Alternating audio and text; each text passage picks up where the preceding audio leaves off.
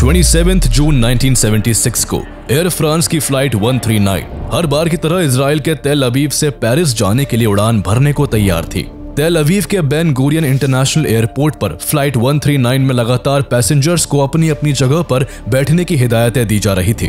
Flight की कमान captain Michel बैकोस के हाथ में थी। सभी पैसेंजर्स के बैठने के बाद फ्लाइट अपने नियत समय पर टेक ऑफ कर जाती है। तेल अवीव से उड़ने वाली फ्लाइट 139 को ग्रीस की राजधानी एथेंस से होते हुए पेरिस पहुंचना था। एथेंस में हर रोज लैंड करके प्लेन में रिफ्यूलिंग की जाती और इस दौरान यहां से पेरिस जाने के लिए कुछ पैसेंजर्स इसी फ्लाइट का इस्तेमाल करते। आज एथेंस से इस फ्लाइट में 58 पैसेंजर्स का टिकट बुक था। इन्हीं 58 में से 4 लोग ऐसे भी थे जिनके इरादे नेक नहीं थे और वो एक खौफनाक घटना को अंजाम देने की फिराक में थे। लगभग 1.5 घंटे तक उड़ान भरने के बाद फ्लाइट एथेंस में लैंड करती है। लैंड करते ही प्लेन को रिफ्यूल किया जाता है। साथ ही कुछ नए पैसेंजर्स प्लेन में सवार होते हैं। रिफ्यूलिंग के वक्त फ्लाइट में काफी चहल पहल थी। कोई बातचीत का आनंद ले रहा था तो कोई नींद में मशगूल था।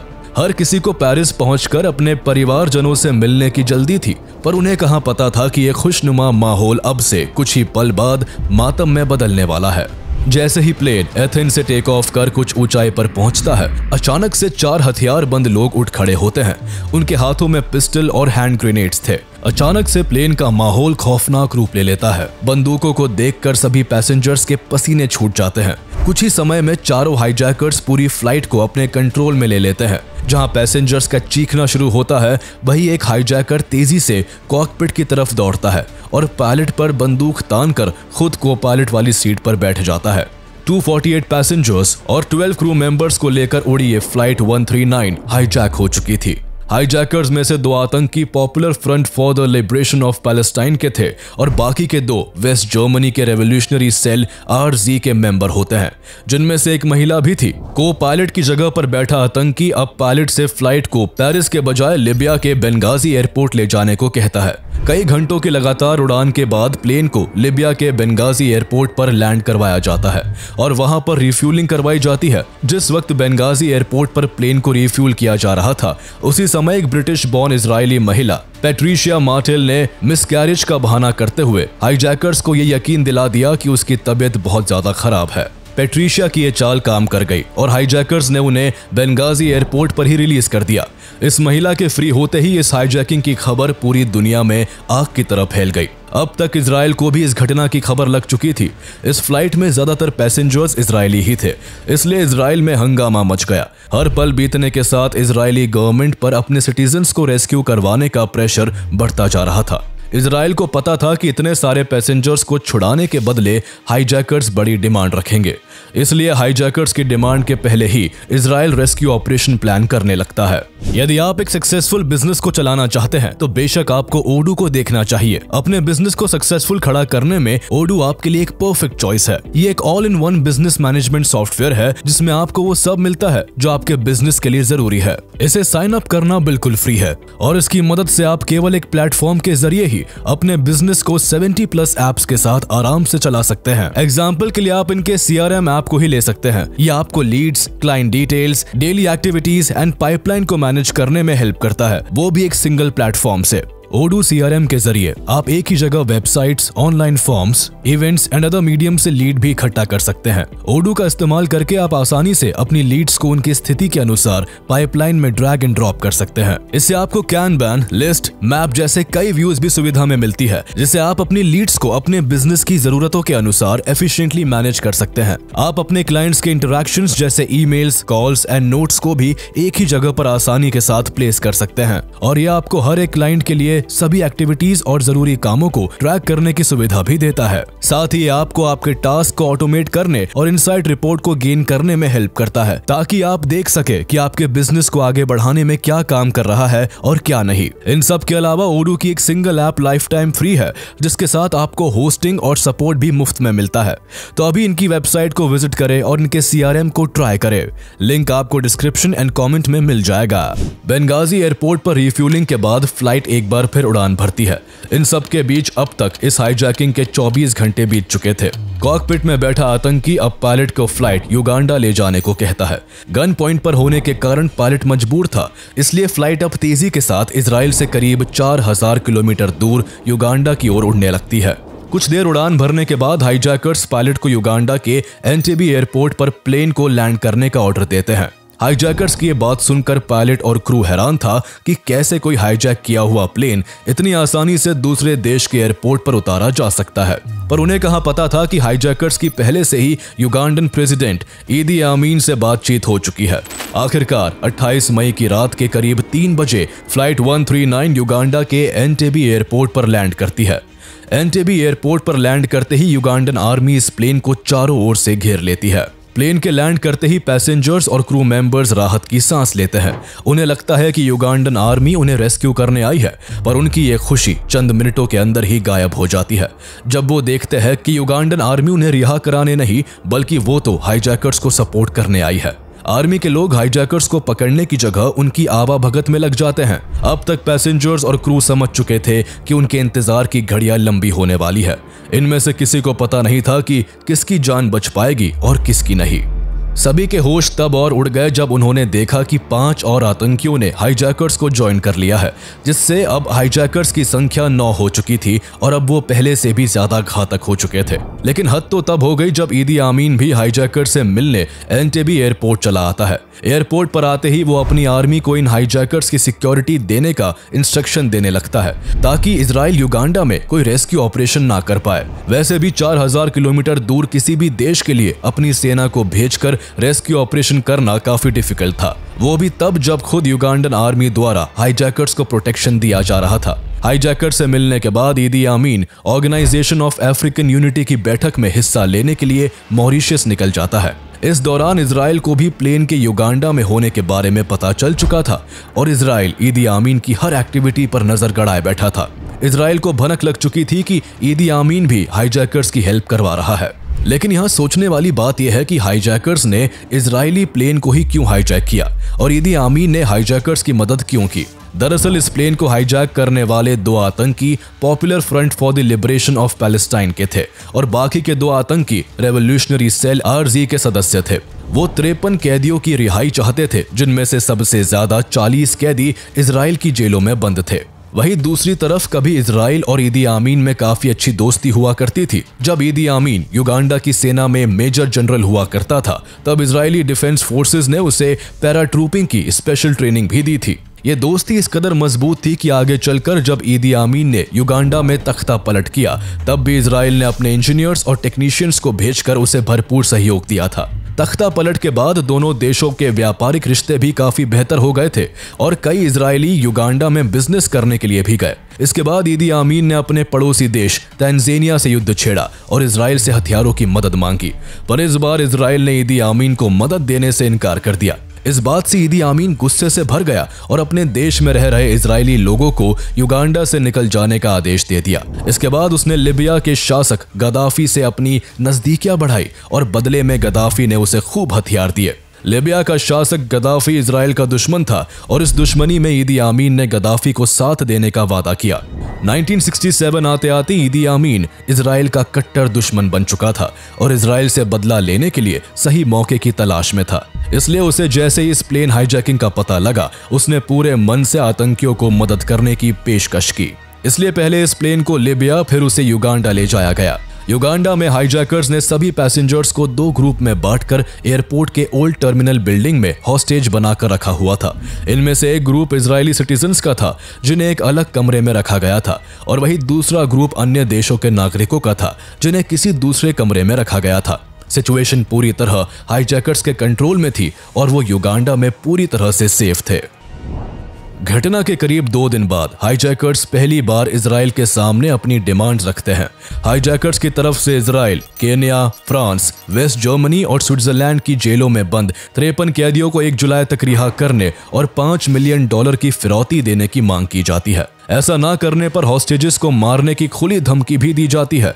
इन कैदियों में से 40 कैदी इजराइल की जेलों में बंद थे, वही 13 कैदी केन्या, फ्रांस, वेस्ट जर्मनी और स्विट्जरलैंड की जेलों में कैद होते हैं। हाईजैकर्स की डिमांड्स पर गौर करने से पहले इजराइल डिप्लोमेटिक तरीकों से सभी हॉस्टेजेस को छुड़ाने की कोशिश करता है। सबसे पहले एक रिटायर्ड IDF ऑफिसर बरूच बुर्का बारलेफ को इस काम पर लगाया जाता है। उनका युगांडा के प्रेसिडेंट ईदी आमीन के साथ कई सालों से काफी अच्छा रिश्ता था। लेकिन अपने ही घमंड में चूर ईदी आमीन उनकी कोई भी बात मानने से साफ इनकार कर देता है। इसके बाद इजरायली कैबिनेट अमेरिका से रिक्वेस्ट करती है कि वो इजिप्ट के प्रेसिडेंट अनवर सादत को आमीन से बात करने को कहे। यूएस के कहने पर अनवर सादत अपनी तरफ से बेस्ट ट्राई करते हैं, पर यहां भी बात नहीं बन पाती है। इसके बाद पैलेस्टाइन लिबरेशन ऑर्गेनाइजेशन के चेयरमैन यासिर अराफत हानी अल हसन को अपना स्पेशल एनवॉय बनाकर हाईजैकर्स और ईदी आमीन से मिलने युगांडा भेजते हैं। लेकिन अपने मंसूबे को पूरा करने की जिद लिए बैठे हाईजैकर्स हॉस्टेजेस को रिलीज करने के लिए बिल्कुल भी तैयार नहीं होते। किसी भी तरफ से कोई ऑप्शन ना देखकर अंत में इजरायली कैबिनेट 1 जुलाई 1976 को हाईजैकर्स के पास एक नेगोशिएशन ऑफर भेजती है। इजराइल को अपने रेस्क्यू ऑपरेशन को एग्जीक्यूट करने के लिए कुछ और वक्त की जरूरत थी, इसलिए इजराइल ने हाईजैकर्स को अपने नेगोशिएशन ऑफर में लिखा कि वो इजराइल की जेलों में बंद कैदियों को तो रिलीज करने को तैयार है, पर दूसरे देशों में बंद कैदियों के लिए उसे उन देशों से बात करने में थोड़ा और वक्त लगेगा। इसके अलावा इजराइल उनकी $5 मिलियन की डिमांड को भी मान लेता है। ये सब देख हाईजैकर्स को लगने लगता है कि इजराइल पूरी तरह से बैकफुट पर चला गया है, इसलिए अपनी जीत को पक्का समझते हुए उन्होंने इजराइल को 4 जुलाई तक का वक्त दे दिया। बस इतना वक्त इजराइल के लिए काफी था। यित्ज़हाक राबिन, जो उस समय इजराइल के प्राइम मिनिस्टर थे, उन्होंने अपनी इंटेलिजेंस एजेंसी मोसाद और इजराइल के डिफेंस मिनिस्टर शिमोन पेरेस के साथ एक सीक्रेट मीटिंग की। मीटिंग में सबसे पहले मोसाद के एजेंट्स को एंटेबी एयरपोर्ट पर हो रही हर एक एक्टिविटी की जानकारी जुटाने का आदेश दिया गया। इसके बाद इस मीटिंग में रेस्क्यू ऑपरेशन को लेकर हर एक पॉसिबिलिटी पर गौर किया गया, जिसमें मुख्य तौर पर 3 ऑप्शन सामने आए। पहला ऑप्शन सी रूट के जरिए लेक विक्टोरिया से होते हुए एंटेबी पहुंचकर हाईजैकर्स को मार गिराने का था। लेकिन इस प्लान में दिक्कत ये थी कि लेक विक्टोरिया के अंदर भारी मात्रा में नाइल क्रोकोडाइल पाए जाते थे, जिससे बीच रास्ते में क्रोकोडाइल अटैक का काफी खतरा था। वही ऑपरेशन सक्सेसफुल होने के बाद भी ईदी आमीन के मंजूरी के बिना इजरायली बंधकों को वापस इजराइल लाना पॉसिबल नहीं था, इसलिए इस प्लान को छोड़कर दूसरा प्लान बनाया गया, जिसके तहत इजरायली आर्मी को केनिया पहुंचकर वहां से बाय रोड एंटेबी एयरपोर्ट जाकर रेस्क्यू ऑपरेशन को अंजाम देना था। लेकिन यह प्लान भी इजरायली अथॉरिटीज को ठीक नहीं लगा, इसलिए third and final option operation Thunderbolt पर गौर किया गया, जिसमें एयरक्राफ्ट के जरिए इजरायली आर्मी की एक यूनिट को एंटेबी पहुंचकर पूरे प्लान को एग्जीक्यूट करना था। इजराइल के पास समय की भारी कमी थी, इसलिए ऑपरेशन थंडरबोल्ट को ही एग्जीक्यूट करने का फैसला लिया गया।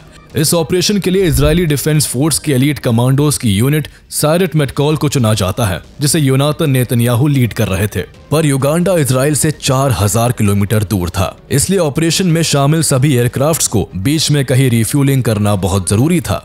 रिफ्यूलिंग करवाने के लिए इजराइल को किसी ऐसे ईस्ट अफ्रीकन देश की जरूरत थी जो अपने देश में उसके एयरक्राफ्ट को घुसने की परमिशन दे दे। ऐसे में युगांडा का पड़ोसी देश केन्या इजराइल की मदद के लिए सामने आया। केन्या ने इस ऑपरेशन के लिए नायरोबी एयरपोर्ट पर इजरायली एयरफोर्स को लैंड करने की परमिशन दे दी। एक और जहां इजराइल रेस्क्यू ऑपरेशन को प्लान कर रहा था, तो वहीं हाईजैकर्स ने एक और चाल चलते हुए 30 जून और 1 जुलाई के बीच 148 ऐसे हॉस्टेजेस को रिहा करके पेरिस भिजवा दिया जो इजराइल के सिटीजन्स नहीं थे। ऐसा करके हाईजैकर्स अन्य देशों के इन्वॉल्वमेंट को खत्म करना चाहते थे, ताकि कोई और देश उनके खिलाफ कोई एक्शन ना ले। अब एंटेबी एयरपोर्ट पर केवल 106 इजरायली पैसेंजर्स ही बचे थे, जिससे साफ हो चुका था कि हाईजैकर्स केवल इजरायली सिटीजन्स को ही टारगेट कर रहे थे। इस बीच मोसाद एंटेबी एयरपोर्ट की हर छोटी से छोटी इन्फॉर्मेशन को जुटा चुका था। उसने यहां तक पता कर लिया था कि हाईजैकर्स ने हॉस्टेजेस को एयरपोर्ट के पास किस बिल्डिंग में छुपा रखा है। इस इन्फॉर्मेशन को मोसाद सायरेट मेटकॉल रेस्क्यू यूनिट से शेयर करता है। साथ ही उस बिल्डिंग और एंटेबी एयरपोर्ट का मैप भी उनके साथ साझा करता है। इजराइल के पास प्लस पॉइंट ये होता है कि एंटेबी एयरपोर्ट के जिस टर्मिनल में हॉस्टेजेस को रखा गया था, उसका कंस्ट्रक्शन कुछ साल पहले ही इजराइल की एक कंपनी ने किया था। इस कंपनी की मदद से इजरायली फोर्सेस को वहां के चप्पे चप्पे की जानकारी मिल गई थी। इजराइल अब रेस्क्यू ऑपरेशन के लिए तैयार था, बस इंतजार था तो कैबिनेट मिनिस्टर्स की मंजूरी का। हाईजैकर्स की तरफ से 4 जुलाई का अल्टीमेटम था, इसलिए देर ना करते हुए इजराइल की कैबिनेट मीटिंग में रेस्क्यू ऑपरेशन को अंजाम देने के लिए 3 जुलाई का दिन चुना जाता है। 3 जुलाई आ चुकी थी। अब हाईजैकर्स द्वारा दिए गए अल्टीमेटम में सिर्फ 1 दिन ही बचा था। इजराइल को पता था कि अगर समय से ऑपरेशन को सक्सेसफुली नहीं किया गया तो उनके सभी नागरिकों की जान जा सकती है, इसलिए फौरन ऑपरेशन थंडरबोल्ट को शुरू कर दिया जाता है।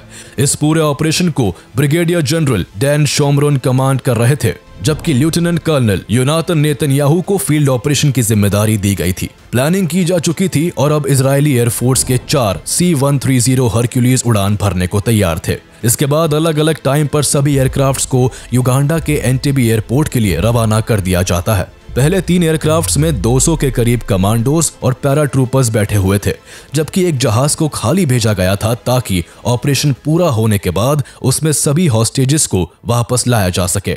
इन एयरक्राफ्ट्स में कुछ गाड़ियों को भी भर के लाया गया था, जो कि इजराइल के प्लान का ही एक हिस्सा था। इसके अलावा इस मिशन में 2 बोइंग 707 भी जोड़े गए, जिनमें से एक को एंटेबे से स्टैंड ऑफ रेंज पर फ्लाई करते हुए कमांड एंड कंट्रोल का काम संभालना था, तो वही दूसरा बोइंग 707 केनिया के नायरोबी में मेडिकल इमरजेंसी के पर्पज से रखा गया। प्लान के मुताबिक सभी एयरक्राफ्ट्स रेड सी के ऊपर से फ्लाई करते हुए अपनी मंजिल की ओर बढ़ रहे थे। सभी पायलट्स को इजिप्ट, सूडान और सऊदी अरब जैसे तमाम देशों के ATC की नजरों से बचते हुए उड़ान भरने के आदेश दिए गए थे, ताकि किसी भी देश का रेडार उनके एयरक्राफ्ट्स को डिटेक्ट ना कर पाए।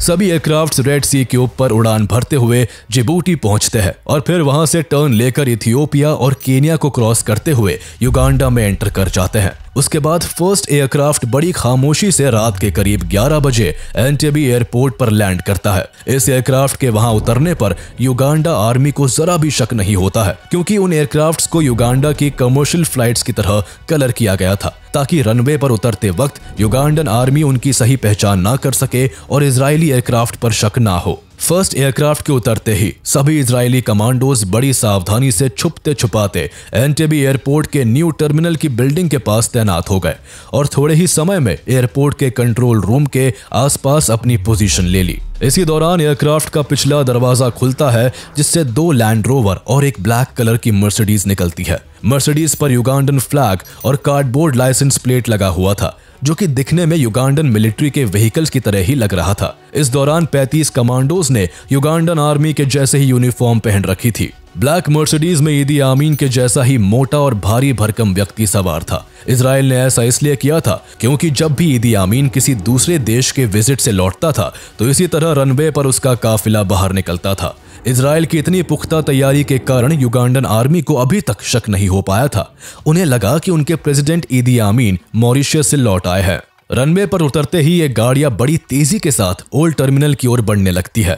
जैसे ही ये सभी गाड़ियां ओल्ड टर्मिनल की बिल्डिंग के पास पहुंचने वाली थी कि तभी 2 युगांडन आर्मी के लोग इस गाड़ी को रोकने लगते हैं। उनको शक हो गया था कि ये कॉन्वॉय ईदी आमीन का नहीं है। ये शक उन्हें इसलिए हुआ था क्योंकि ईदी आमीन ने कुछ दिन पहले ही अपने कॉन्वॉय में ब्लैक की जगह व्हाइट मर्सिडीज का इस्तेमाल करना शुरू कर दिया था, लेकिन इसकी इंफॉर्मेशन काफी कम लोगों के पास थी, जिस वजह से इजराइल की ओर से ये एक बड़ी गलती हो गई थी। इजरायली कमांडोज भी अब सिचुएशन को भांप चुके थे, इसलिए उन्होंने गाड़ी की स्पीड को और तेज कर दिया, मगर दोनों युगांडन सिक्योरिटी गार्ड्स ने इस गाड़ी का पीछा करना नहीं छोड़ा। स्थिति को हाथ से निकलता देख एक इजरायली कमांडो ने साइलेंसर लगी पिस्टल से उन दोनों को पल भर में मार गिराया। पर इसी बीच लैंड रोवर्स में सवार एक दूसरा इजरायली कमांडो भी इन पर अपनी राइफल से गोलियां चला देता है, जिसकी आवाज से युगांडन आर्मी एकदम से अलर्ट हो जाती है। अब इजरायली कमांडोज को अपनी स्ट्रैटेजी को बदलने के लिए मजबूर होना पड़ता है। पहले की स्ट्रैटेजी के मुताबिक इन्हें चुपके से ओल्ड टर्मिनल बिल्डिंग में घुसकर अपने सिटीजन्स को हाईजैकर्स के चंगुल से छुड़ाना था, पर अब उन्हें आगे बढ़ने के लिए युगांडन आर्मी से भी भिड़ना था। इसी बीच बाकी के कमांडोज और पैराट्रूपर्स से भरे 2 इजरायली एयरक्राफ्ट्स एंटेबे एयरपोर्ट पर लैंड करते हैं और तेजी के साथ सभी अपनी अपनी पोजीशंस लेते हुए आगे जा चुके कमांडोज को बैकअप देते हैं और रनवे और हाईजैकर्स की सिक्योरिटी में लगाई गई युगांडन आर्मी पर जोरदार फायरिंग शुरू कर देते हैं। उधर लैंड रोवर और मर्सिडीज से गए सभी कमांडो ओल्ड टर्मिनल की बिल्डिंग में हॉस्टेजेस को रिहा कराने पहुंच जाते हैं। इस दौरान तीनों एयरक्राफ्ट के इंजन को चालू रखा जाता है ताकि जैसे ही रेस्क्यू ऑपरेशन पूरा हो फौरन वहां से टेक ऑफ किया जा सके। पहले से ही पोजीशन लिए इजरायली स्नाइपर्स युगांडन आर्मी पर काल बनकर टूटते हैं। इजरायली कमांडोज ने रनवे पर पोजीशन लेते ही वहां की सभी लाइट्स को ऑफ कर दिया और जैसे ही युगांडन आर्मी की तरफ से कोई हलचल दिखती उन्हें तुरंत मार गिराया जाता। थोड़ी ही देर में एयरपोर्ट पर तैनात सभी सिक्योरिटी फोर्सेस को इजरायली कमांडोज ने मार गिराया। इस गोलीबारी और आमने सामने की लड़ाई में अब भी सभी इजरायली कमांडो सेफ थे। उधर ओल्ड टर्मिनल पहुंच चुके कमांडोज ने उन चारों आतंकियों पर अटैक करना शुरू कर दिया, जिन्होंने बंदूक की नोक पर 106 इजरायली लोगों को बंधक बना रखा था। इजराइल के इन जाबाज कमांडोज के आगे आतंकी ज्यादा देर नहीं टिक पाए और चंद मिनटों में ही ढेर हो जाते हैं। इजरायली कमांडोज के पास इस पूरी बिल्डिंग का मैप था और वो बेहतर प्लानिंग से आए थे, इसलिए यहाँ भी इजरायली कमांडोज की तरफ से एक भी कैजुअलिटी सामने नहीं आती। लेकिन क्रॉस फायरिंग के दौरान कुछ इजरायली पैसेंजर्स को गोली लग जाती है, जिससे 3 लोगों की जान चली जाती है और कई लोग बुरी तरह से घायल हो जाते हैं। सभी आतंकियों को मार गिराने के बाद इजरायली कमांडोज हॉस्टेजेस को रनवे की तरफ 4th एयरक्राफ्ट में ले जाते हैं। अब एंटेबे एयरपोर्ट के सभी इलाकों पर इजरायली कमांडोज का कब्जा था। सब कुछ कंट्रोल में लेने के बाद सभी पैसेंजर्स को 4थे एयरक्राफ्ट पर बिठाया जाने लगता है। इस दौरान घायल हॉस्टेजेस को एयरक्राफ्ट में बिठाने का काम फील्ड इंचार्ज योनातन नेतन्याहू ने संभाला हुआ था। वो बारी बारी से सभी को सुरक्षित तरीके से प्लेन में बिठा रहे थे। उसी वक्त कुछ कमांडोज की नजर एंटेबे एयरपोर्ट पर स्टेशन्ड युगांडा के 11 MiG-17 और MiG-21 एयरक्राफ्ट्स पर पड़ती है। इजरायली कमांडोज ने फौरन उन सभी जहाजों को हैंड ग्रेनेड और बॉम्ब्स के जरिए तबाह कर दिया, ताकि युगांडन एयरफोर्स उनका पीछा ना कर सके। अब तक सभी पैसेंजर्स 4थे एयरक्राफ्ट में सवार हो चुके थे और फील्ड इंचार्ज योनातन नेतन्याहू ने अपने सभी कमांडोज को भी ग्राउंड छोड़ने का ऑर्डर दे दिया था। ग्राउंड पर अकेले खड़े योनातन नेतन्याहू अश्योर करते हैं कि सभी इजरायली पैसेंजर्स, कमांडोज और ऑफिसर्स सेफली एयरक्राफ्ट में सवार हो चुके हैं। सब कुछ अश्योर करने के बाद योनातन नेतन्याहू भी प्लेन में सवार होने ही वाले होते हैं कि अचानक से युगांडन आर्मी के कुछ सिपाही वहां पहुंचते हैं और उन पर अंधाधुंध गोली चला देते हैं। इस गोलीबारी में 2 गोली योनातन नेतन्याहू को लगती है और वो शहीद हो जाते हैं। आगे चलकर इजरायली सरकार उनकी बहादुरी के लिए इस ऑपरेशन का नाम बदलकर उनके नाम पर ऑपरेशन योनातन कर देती है। इस घटना के 20 साल बाद 1996 में योनातन नेतन्याहू का छोटा भाई इजराइल का प्राइम मिनिस्टर बनता है, जिन्हें हम बेंजामिन नेतन्याहू के नाम से जानते हैं। इस पूरे ऑपरेशन में केवल 1 इजरायली कमांडर की जान गई थी, वहीं दूसरी ओर 7 हाईजैकर्स और 45 युगांडन आर्मी मारे गए। दोनों तरफ से चली भयंकर गोलीबारी और बम धमाकों के कारण इस ऑपरेशन के दौरान 3 हॉस्टेजेस की भी मौत हो गई थी, जबकि 10 हॉस्टेजेस गंभीर रूप से घायल हो गए थे। 90 मिनट तक चले इस ऑपरेशन में इजराइल अपने 102 सिटीजन्स को हाईजैकर्स के चंगुल से छुड़वाने में सफल रहता है। कई दिनों तक हॉस्टेज बने रहने के कारण इजराइल की एक महिला डोरा ब्लॉक की तबीयत काफी खराब हो गई थी, इसलिए उन्हें युगांडा के ही एक हॉस्पिटल में भर्ती करवा दिया गया था। ऑपरेशन के दौरान इजरायली कमांडोज को डोरा ब्लॉक जिस हॉस्पिटल में भर्ती थी उसकी जानकारी नहीं थी, जिस कारण उन्हें रेस्क्यू नहीं किया जा पाता। इजराइल के इस ऑपरेशन में भारी शिकस्त खाने के बाद युगांडन अथॉरिटी अपना बदला हॉस्पिटल जाकर डोरा ब्लॉक की बेरहमी से हत्या करके लेती है। इस ऑपरेशन के बाद जैसे ही इदी आमीन को मालूम चलता है कि उसकी अनुपस्थिति में इजराइल उसके घर में घुसकर अपने सभी हॉस्टेजेस को छुड़ा ले गया है, तो उसे अपने कानों पर विश्वास नहीं हो पाता है। उस समय इदी आमीन की क्रूरता के किस्से काफी मशहूर थे। कहाँ तो यहाँ तक जाता है कि वो एक समय पर इंसानी मांस भी खाने लगा था। इस ऑपरेशन में केन्या ने इजराइल की हेल्प की थी। ये इन्फॉर्मेशन के मिलते ही इदी आमीन का गुस्सा 7वें आसमान पर पहुंच जाता है। वो अपनी मिलिट्री को युगांडा में रह रहे सभी केन्या के लोगों को मार देने का आदेश दे देता है। इससे युगांडा में 245 केनियन को तड़पा तड़पा कर मार दिया जाता है। इसके अलावा 3000 से अधिक केनियन को पकड़कर जेल में डाल दिया जाता है। ये सब इदी आमीन की खिसियाहट ही थी। उसे इजराइल का इस तरह उसके देश में आकर और उसके सिपाहियों को मारकर सभी लोगों को रिहा कर ले जाना बर्दाश्त नहीं हो रहा था। वहीं पूरी दुनिया में इजराइल के इस डेयरिंग ऑपरेशन के बाद इजराइल की जबरदस्त तारीफ हो रही थी।